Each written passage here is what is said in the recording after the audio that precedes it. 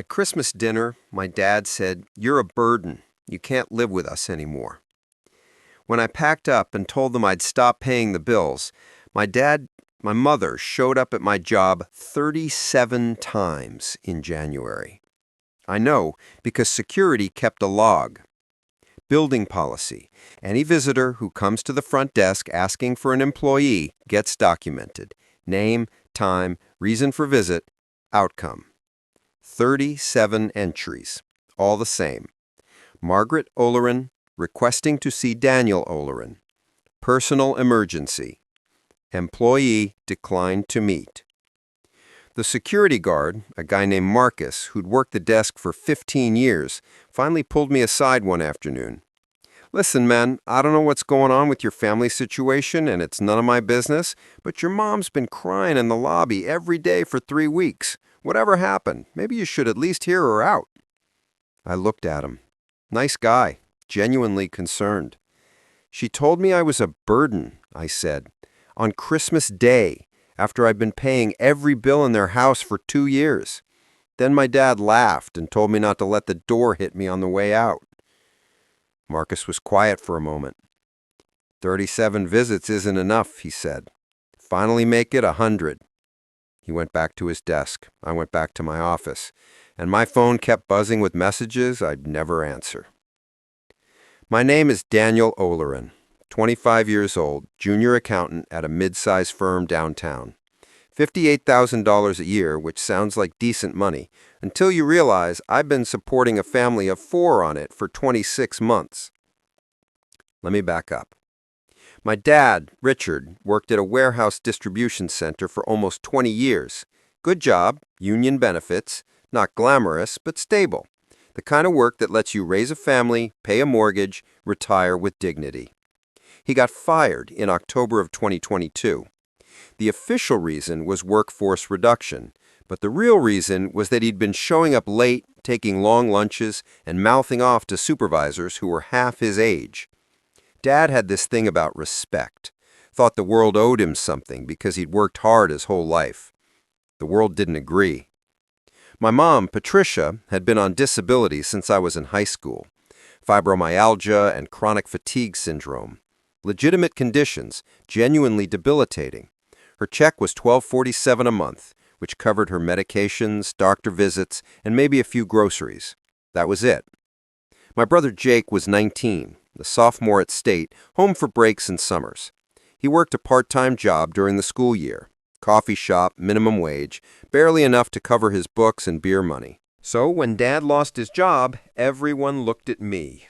I was the one with the steady income, the one who'd finished his degree on time, gotten a real job, built something stable, the responsible one. "Just until I find something new," Dad said when he asked me to cover rent. "Couple months, tops." That was 2 years ago. The first few months I understood. Job markets are tough.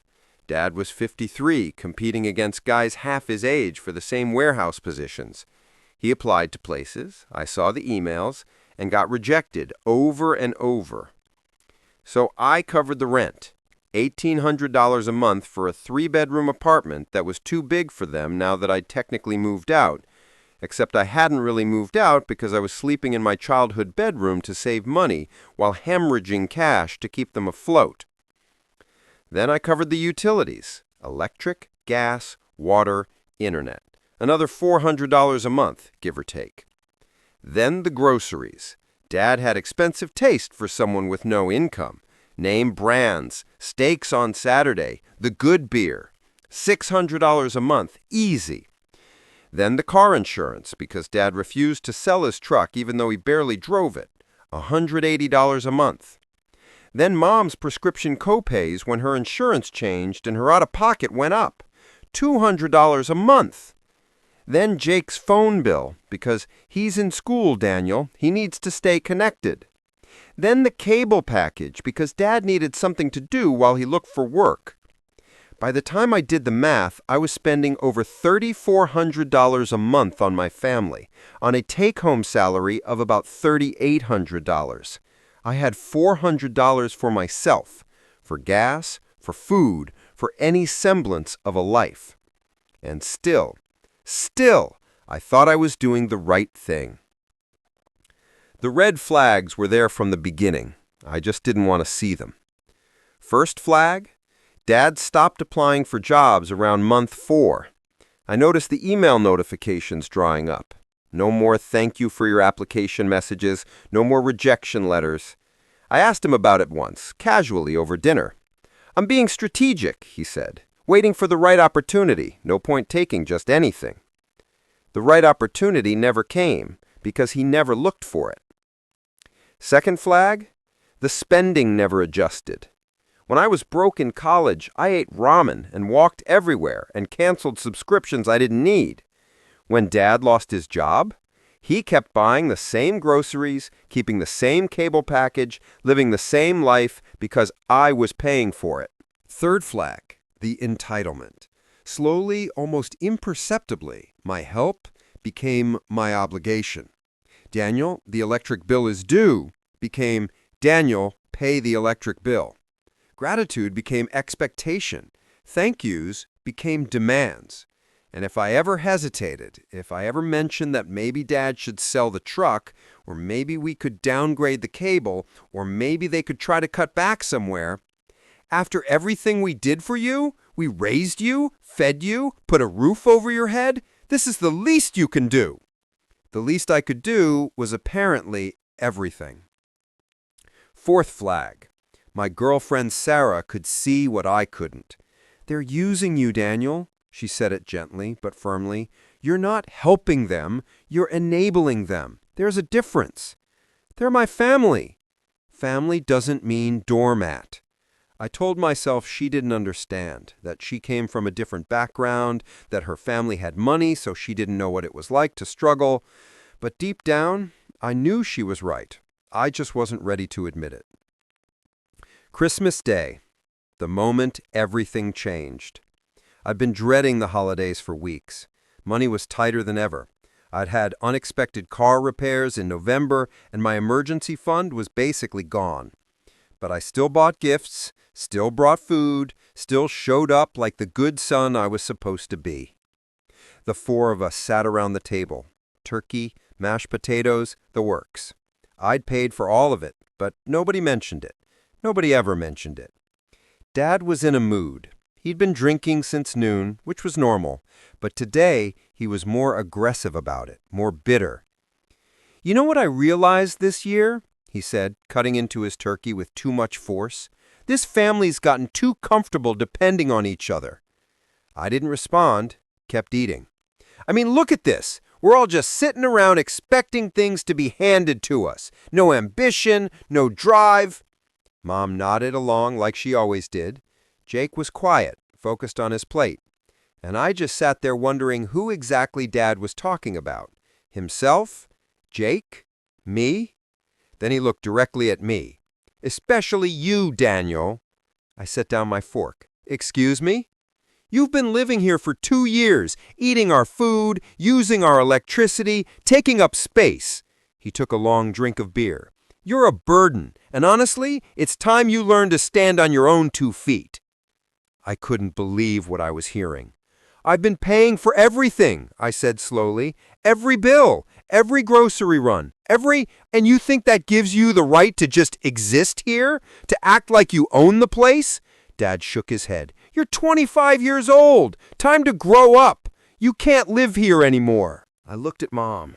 She was nodding, arms crossed. Your father's right, she said. You've been acting like you run this household. Maybe it's time you learned some humility. Humility? From the woman I'd been supporting for 2 years. I looked at Jake. He was frozen, fork halfway to his mouth, staring at his plate like it held the secrets of the universe. He wouldn't meet my eyes. Nobody was going to defend me. I put down my napkin, stood up slowly. Okay, I said, if that's what you want. Dad smirked. The satisfied, triumphant expression that I'd seen 1,000 times before. The look of a man who thought he'd won. Don't let the door hit you on the way out. I didn't yell, didn't argue, didn't give him the satisfaction. I just walked upstairs and started packing. I could hear them as I filled my duffel bags. Mom's voice carrying up through the floor. "It's about time someone put him in his place." Dad's laugh, that specific dismissive laugh he used when he thought he was superior to someone. Jake's silence, the loudest sound of all. I packed everything that mattered. Clothes, laptop, documents, birth certificate, passport, the folder with all my financial records. Everything else could stay. I didn't need reminders of this place. About an hour later, there was a soft knock on my door. Jake slipped in, closed it behind him. "You're really leaving?" "What else am I supposed to do? They just kicked me out on Christmas." He sat on the edge of my bed. The same bed I'd slept in since I was 12. The same room where I'd studied for the SATs, applied to colleges, dreamed about a future that didn't look like this. "What about the rent?" he asked quietly. "It's due in 3 days. And the electric bill." "Not my problem anymore. They said they don't need my money. Let's see how that works out." His face went completely pale. "Dude, they're gonna lose the apartment. You know they can't afford it without you." "Should have thought about that before." I zipped up my bag, looked at my brother. He was 19 years old, caught between parents who'd committed him to being complicit in their dysfunction and a brother who'd finally had enough. "You're 19. You can come with me if you want. Sarah's place has a couch." He shook his head. "I can't just leave them." "But they can leave me." He didn't have an answer. Nobody ever does. Sarah didn't say, "I told you so." She just opened her door, helped me carry my bags, and made up the couch with clean sheets. "Stay as long as you need," she said. "We'll figure out the rest." I didn't cry that night. Didn't have the energy. Just lay on her couch, staring at the ceiling, replaying every conversation, every payment, every sacrifice I'd made for people who called me a burden. $3,400 a month for 26 months. $88,400 total. Almost $90,000 I'd given them. Money I could have saved, invested, used to build my own life. And they threw me out on Christmas because I was taking up space. The math didn't work. The logic didn't work. None of it made sense. But feelings don't follow logic. And the feeling I had, this hollow, aching betrayal, didn't need to make sense to be real. 4 days later, my phone exploded. 37 missed calls, 52 text messages, most from Mom. "Call me now. This is an emergency. The landlord posted an eviction notice. Your father needs to talk to you. Please, we need $2,400 by tomorrow. The power company is shutting us off." I read every single message, watched the progression from angry to panicked to desperate. Watched my father's voice change from the man who laughed in my face to someone I barely recognized. "You really gonna let your family become homeless? What kind of son are you?" "The kind you raised, I guess." I typed one response. "You said you didn't need my money. Figure it out." Then I muted the conversation. Jake texted me separately that night. "They're freaking out. Mom's crying. Dad's punching walls. This is bad. I'm sorry you're caught in this, but they did this, not me. Can't you just help them this one time? Get them through this month? And then what? Next month and the month after that? For how long, Jake?" "I don't know, but they're scared. They should have thought about that before they called me a burden and kicked me out." He didn't respond for a long time. Then, "I don't know what to do." "Neither do I, but I know what I'm not doing anymore." The landlord filed formal eviction proceedings on January 3rd. I know because my parents' lawyer, some guy named Gerald Automay, family law specialist, 20 years of practice, reached out to me trying to negotiate. "Mr. Olarian, I understand there's been a family disagreement, but your parents are facing imminent homelessness. If you could contribute to 1 month's rent while they explore other options." "Did my father hire you?" "Your mother, actually." My father apologize? Silence. That's what I thought. This conversation is over. I hung up. The eviction went through on January 28th, standard 30-day notice. My parents had until February 27th to vacate. They called, they texted, they showed up at my job. I didn't respond to any of it. The confrontation with my mom in the parking lot happened on a Tuesday. She looked terrible, hadn't slept, makeup smeared, shaking. She grabbed my arm before I could get to the building entrance. "Please," she said, "we're going to be homeless. Your father was wrong. He knows that now. He's sorry." "Where is he then?" She didn't answer. That's what I thought. He's not sorry. He's just desperate. There's a difference. He's proud. You know how he is. Too proud to apologize, but not too proud to beg through you. She started crying right there in the parking lot. January cold, tears freezing on her cheeks. "What do you want from us?"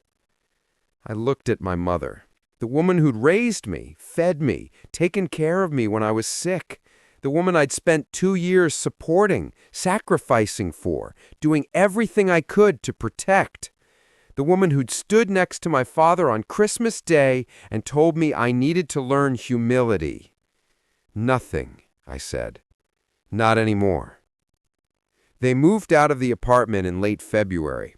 I learned most of this secondhand from Jake, who was trying desperately to remain neutral in an impossible situation. They couldn't find a new place, no savings, no income, no rental history that didn't end in eviction.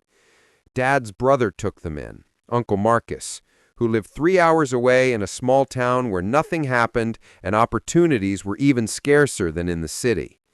"It's temporary," Jake told me over the phone, "just until they get back on their feet." "Your father's been saying that for 2 years. "I know, but what else can I do?" "Focus on school. Get your degree. Don't let them drag you down the way they dragged me." He was quiet for a long moment. "Do you hate them?" I thought about it. Really thought. "No," I said. "I don't hate them. I'm just done. There's a difference." 3 months later, Dad finally called me himself. Not to apologize, never to apologize. "Your mother is sick," he said without preamble. "Her condition is getting worse. The stress has been too much. The doctors say—" "I'm sorry to hear that." "That's it? You're sorry to hear that? What do you want me to say, Dad?" "I want you to act like a son. Come see her. Help us." "I was acting like a son for 2 years, and you called me a burden and kicked me out. That was a misunderstanding." "No, Dad, a misunderstanding is forgetting someone's birthday. What you did was calculated. You looked me in the eye on Christmas Day and told me I didn't belong in my own family, and Mom agreed, and you laughed about it." He was silent. "I replayed that conversation 1,000 times, trying to find another interpretation, trying to give you the benefit of the doubt, and I can't, because you meant every word. Daniel, I hope Mom gets better. I really do. But I can't be your safety net anymore. You made that choice, not me." I hung up. I haven't spoken to him since. Sarah and I got our own place in April. A 1-bedroom apartment on the north side of the city. Not fancy, but ours. I could finally start saving money, building a future, living like a 25-year-old instead of a one-man welfare system. The first month's rent was $1,400, less than half what I've been paying for my parents. I sat on our couch, in our apartment, and felt something I hadn't felt in years. Free. Jake graduated in May. I went to the ceremony, sat in the back, watched him walk across the stage. Felt proud of him despite everything. Afterward, we got coffee at a place near campus. "Mom and Dad wanted to come," he said, "but they didn't think you'd want to see them." They were right. They're still at Uncle Marcus's. Dad's doing odd jobs, Mom's the same, maybe a little worse. He stirred his coffee. "They talk about you a lot. Good things, mixed. Dad still thinks you overreacted. Mom just misses you." "And you?" What do you think?" He was quiet for a long time. "I think they treated you like garbage, and you were the only one holding everything together. I think they got what they deserved. And I think I should have said something that night instead of just sitting there." I looked at my little brother, 19 years old when this started, 20 now. Adult enough to see the truth, even if he hadn't been brave enough to act on it. "You were a kid. You didn't know what to do." "I'm not a kid anymore." "No," I said, "you're not." We finished our coffee in silence. Then he stood up, reached into his bag, and pulled out an envelope. "What's this?" "Graduation money from Grandma's estate. Everyone got some." He pushed it toward me. "Yours." I opened it. A check for $5,000 made out to me. "Jake tried to cash it," Jake said. "Said you had abandoned the family, so you didn't deserve it. But it was in your name. She couldn't." $5,000. More than a month's worth of the money I'd been giving them. "Take it," Jake said. "You earned it, even if they'll never admit it." It's been 2 years now. Sarah and I are still together. We bought a condo last spring. Actual ownership, actual equity, and actual future. I got promoted twice. I'm making almost $80,000 now, and all of it stays with me. Jake's in grad school, computer science. He's doing well, building his own life, slowly extracting himself from the orbit of our parents' chaos. Mom and Dad are still at Uncle Marcus's house. From what Jake tells me, nothing's changed. Dad still hasn't found steady work. Mom's health fluctuates. They become permanent dependents, just not on me anymore. I got a letter from my father about 6 months ago, handwritten, 3 pages long. He didn't apologize. He explained, justified, contextualized. He talked about his own childhood, his own struggles, how he never meant things to turn out this way, how I'd misunderstood his intentions on Christmas, how families need to stick together and forgive. Not once did he say the words, "I'm sorry." Not once did he acknowledge that what he did was wrong. I read the letter 3 times, and I put it in a drawer and didn't respond. People ask me sometimes if I feel guilty, if abandoning my parents, that's how they frame it, keeps me up at night. Here's what I tell them. I didn't abandon anyone. I removed myself from a situation where I was giving everything and getting nothing, where my sacrifice was expected, my presence was resented, and my humanity was denied. My parents made a choice on Christmas Day. They looked at their son, the one who'd paid their bills, kept their lights on, put food on their table for 2 years, and decided he was a burden. I'm not a burden anymore. I'm free. And if that makes me the bad guy in their story, so be it. I'm not living in their story anymore. Last month, I got a voicemail from my mother. First contact in almost a year. Her voice was older, tired, fragile in a way that tugged at something deep in my chest. "Daniel, it's Mom. I know you don't want to hear from us. I know we hurt you. Your father, he's stubborn. He'll never say it, but I know he regrets what happened." A long pause. "I regret it too. Every day. We were wrong. You weren't a burden. You were the only reason we survived as long as we did. And I'm sorry. I'm so sorry." Another pause. "I understand if you never want to talk to us again, but I needed you to know, whatever happens, I love you. I always did. I was just too stupid to show it." The voicemail ended. I sat there for a long time, phone in my hand, not sure what to feel. She apologized. After 2 years of silence, after 37 visits to my workplace, after everything, she finally said the words, "I'm sorry." I haven't called her back. Not yet.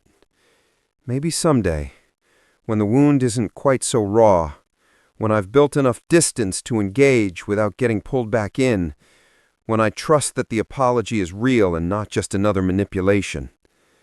But for now, I'm focused on my life, my future, the person I'm becoming now that I'm not weighed down by people who called me a burden while I carried them.